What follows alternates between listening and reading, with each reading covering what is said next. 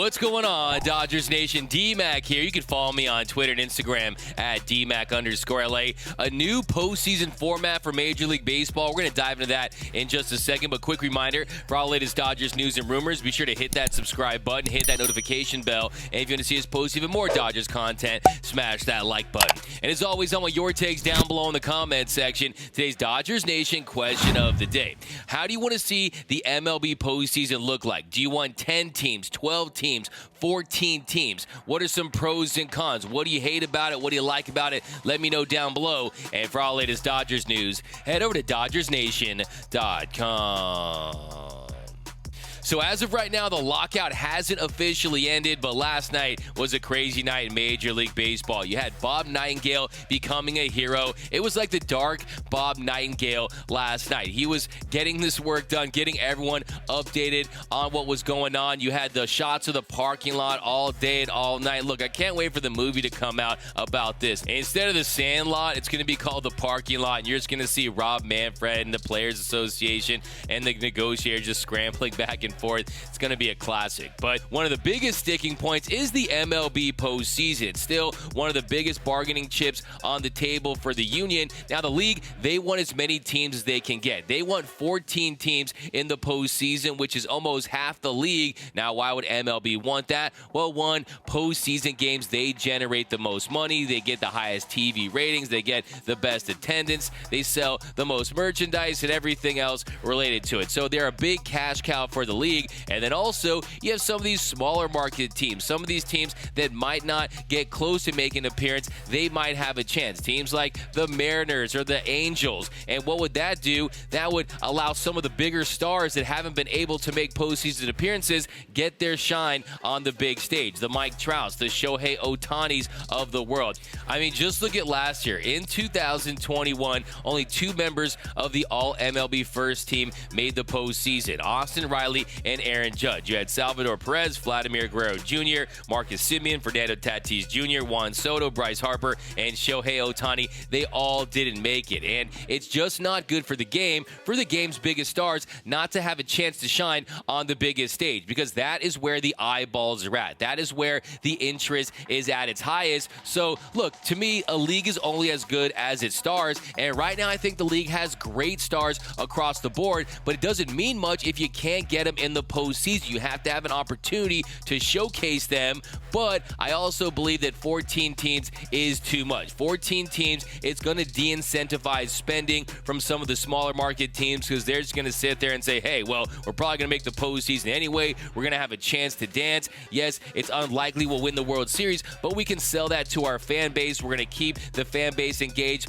all season long. But what Buster Olney tweeted today was it looks like it's going to be a 12-team playoff. He tweeted out, this is the way the 12-team playoff MLB field would likely work.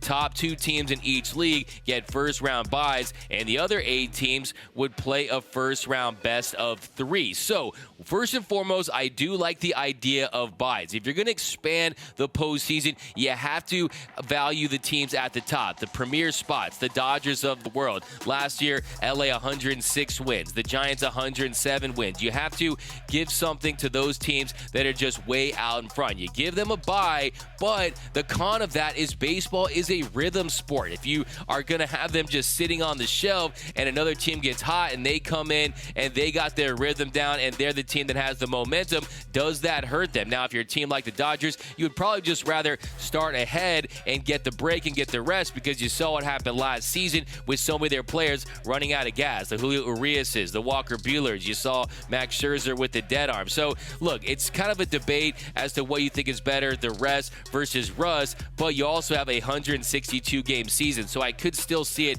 benefiting the team that does earn the bye. I will say, if you are going to expand the postseason, I at least like the idea of those shorter series, those 3-game series, because when you compare it to the NBA, where they have a 7-game first-round series, it makes it too long. These teams truly are not competitive enough. So if you do have a 3-game series in that first round, I think that's something that could help the sport because you're going to keep those fan bases engaged all season long. If you watch Major League Baseball at the end of summer when football starts, these teams that are way out of it, these teams that don't have a chance to make it to the postseason, those stadiums are empty. And last year, you saw a big attendance drop off. 45.3 million people made it out to a Major League Baseball game last season. That was its lowest mark since 1984. And yes, you did have COVID restrictions at the start of it, but still a massive drop off. And you consider that to 2019 when you had over 68 million people going through those gates. Last year, Major League Baseball viewership was down 12%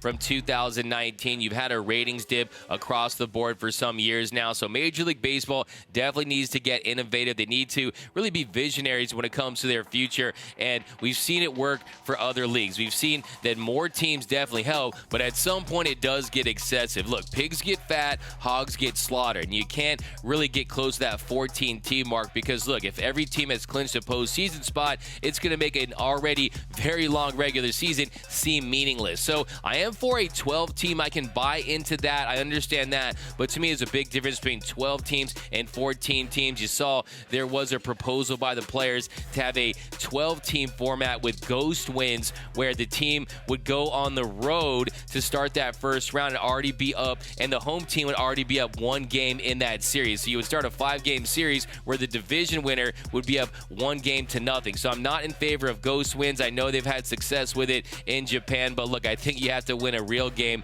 to get credit for a real win. That's just my opinion. But let me know down below in the comments section. Do you want to see 10 teams? Do you want to see 12 teams or 14 teams in the postseason? Let me know down below. What are some pros and cons? What do you like? What do you hate? I want your takes down below in the comments section.